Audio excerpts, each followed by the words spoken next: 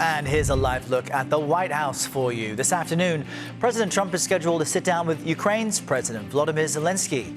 He also says he'll meet with Vladimir Putin in Hungary soon. The president has been pushing for peace between Ukraine and Russia and admitted yesterday that it's been tougher than he anticipated. We hope we're going to get it stopped.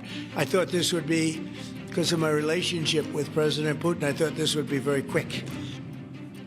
CBS News Chief White House correspondent Nancy Cordes joins us from the White House with more on this. Nancy, good morning. Great to see you this Friday.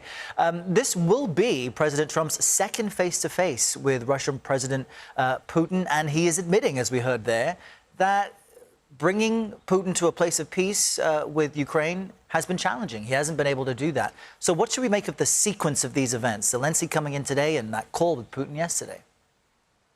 Yeah, that call yesterday, Errol, lasted 2.5 hours. And after it was over, in something of a surprise move, President Trump said he is going to sit down one-on-one with Vladimir Putin again. And the reason that that is notable is because after he sat down with Putin the first time in Alaska a couple of months ago, there was this full court press to get Putin to sit down in a room for the first time with his rival, Vladimir Zelenskyy, to end this war. President Trump made no secret of the fact that he felt that that was the best next step. In fact, President Trump said he didn't even need to be there, that it could just be those two men in a room. They even had locations scouted out.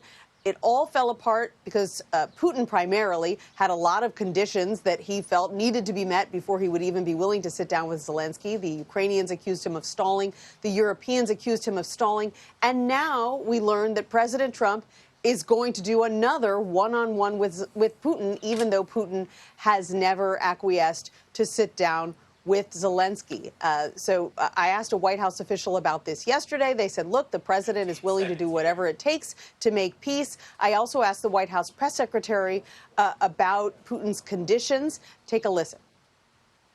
Did he say what it would take for him to be willing to sit down with Zelenskyy finally as well? I don't want to get into that, but as I just said, the president and President Putin discussed meeting together in Budapest, and President Trump will talk about that opportunity with President Zelenskyy when he's here at the White House.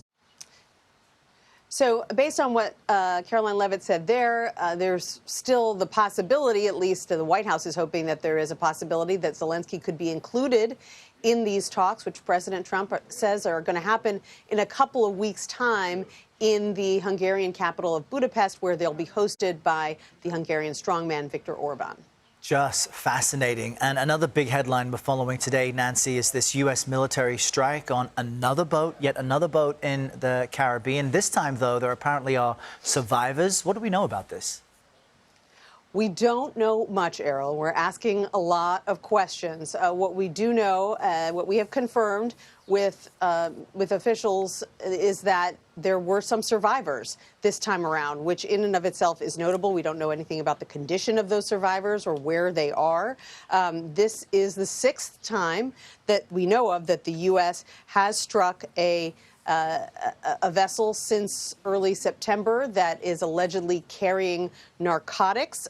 We know that in the previous strikes, at least 27 people have been killed, according to the U.S. military. We're asking about what happened here, how these individuals managed to survive, whether the U.S. military knows where they are, and if we get more answers, we'll let you know.